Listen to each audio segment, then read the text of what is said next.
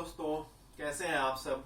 आज मैं बात करूंगा उस इंसिडेंट के बारे में, उस घटना के बारे में जब सोवियत यूनियन भारत के लिए पूरी दुनिया से लड़ गया था। तो जी हाँ दोस्तों, आप बिल्कुल सही समझ रहे हैं। मैं बात कर रहा हूं 1971 पाकिस्तान एंड इंडिया वॉर की। तो ऐसा क्या हुआ था कि सोवियत यूनियन को भारत के लिए पूरे विश्व से लड़ना पड़ा था। तो आइए बात करते हैं दोस्तों। 1971 में हो क्या रहा था कि पाकिस्तान ईस्ट पाकिस्तान पे बहुत ज्यादा जुर्म ढा रहा था, बहुत ज्यादा एट्रोसाइड कर रहा था, मर्डर्स हो रहे थे, मारपीट हो रहे थे, रेप हो रहे थे।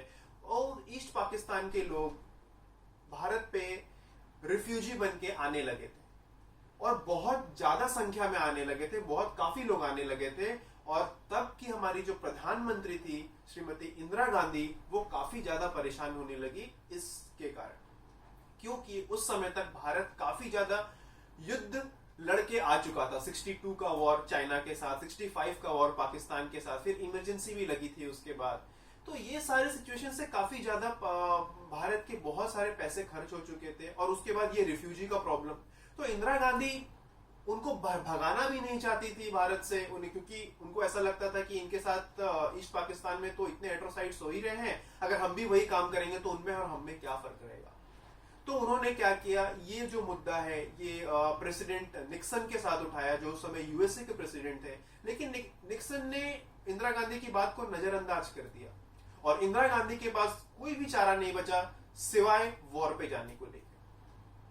अब इंदिरा गांधी ने सैम मानेकशॉ, जो उस समय हमारे सेना प्रमुख थे, उनको बुलाया और इंदिरा गांधी ने सैम मानेकशॉ को कहा कि आप इसके बारे में कुछ सोचते क्यों नहीं।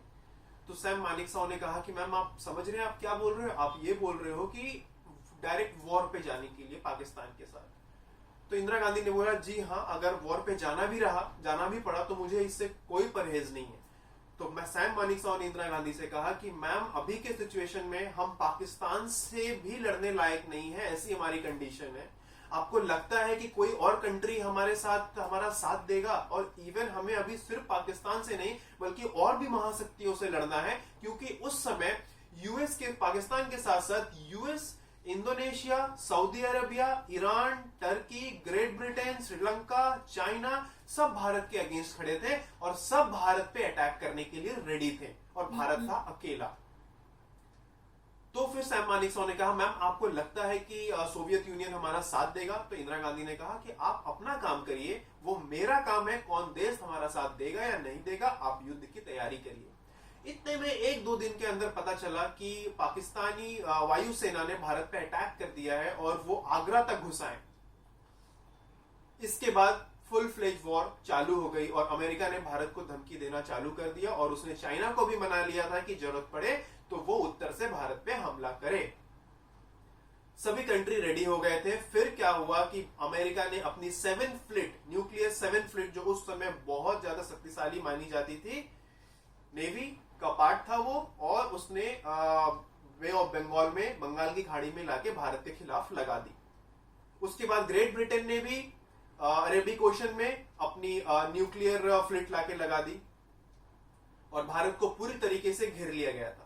इंदिरा गांधी ने सोवियत यूनियन को इस बारे में बताया और उनसे मदद मांगी। सोवियत यूनियन ने एक शब्द ना सोच के, बिना कुछ सवाल किए भारत के साथ लड़ने के लिए तैयार हो गया और उसने अपना एक न्यूक्लियर शिप भेजा अरेबिक ओशन में। और ग्रेट ब्रिटेन ने सोवियत यूनियन का न्यूक्लियर शिप देखते ही वो उल्टे पांव भाग खड़ा हुआ और वो रुका ही नहीं। उसके बाद फिर सोवियत यूनियन का शिप घूम के बे ऑफ बंगाल की तरफ बढ़ा, जहां पर 7th फ्लीट अमेरिका की वहां पे खड़ी थी। अमेरिका भी सोवियत यूनियन को देख के बहुत चक्का रह गया, परेशान हो गया। उसे समझ में आ गया था कि अगर अभी वॉर पे जाते हैं तो सोवियत यूनियन उसका बहुत बुरा हाल करेगा।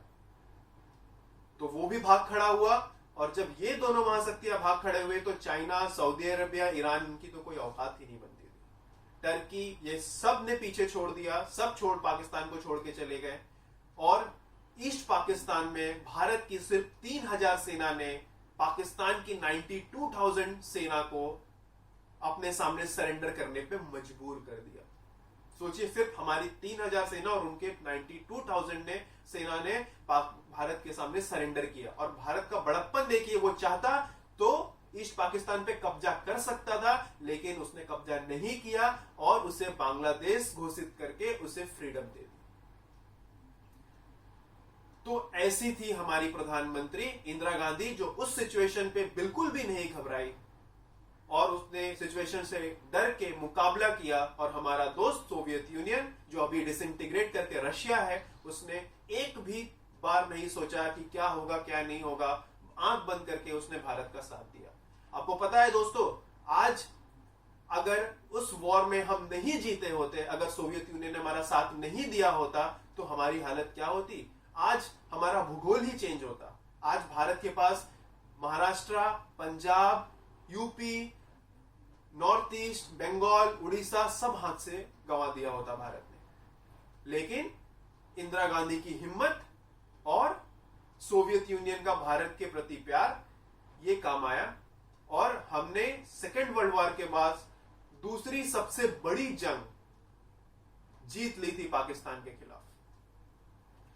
तो आशा करता हूं दोस्तों आपको ये वीडियो काफी पसंद आया होगा और ये वॉर बहुत ज्यादा इंपॉर्टेंट भी है हमारे हिस्ट्री के लिए। So thank you. मैं फिर आऊंगा आपके सामने किसी और खबर के साथ।